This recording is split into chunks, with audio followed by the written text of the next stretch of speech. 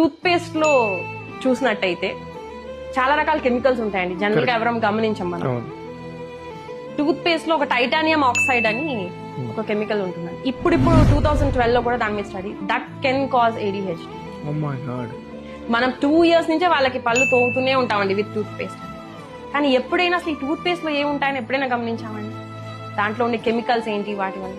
ఎందుకంటే చాలా రకాలైన కెమికల్స్, ట్రైసోక్లాన్ అని, సోడియం లారల్ సల్ఫేట్, ఏదైతే దానికి నురగొస్తుందో దీని వల్ల మనకి ఎండోక్రైన్ అనేది డైరెక్ట్ ఎఫెక్ట్ అవుతుంది. థైరాయిడ్ డిస్రప్టర్ అండి. ట్రైసోక్లాన్ అని మీరు కనుక చూసినట్టయితే it is a thyroid disruptor. ఎందుకు ఇన్ని థైరాయిడ్ వస్తున్నాయి అంటే వీ హ్యావ్ రీజన్స్ అండి. సో ఇలాంటి ఎన్విరాన్మెంటల్ ఎఫెక్ట్స్ కనుక మనం కనుక తెలుసుకుని వాటి నుంచి వాళ్ళని తక్కువ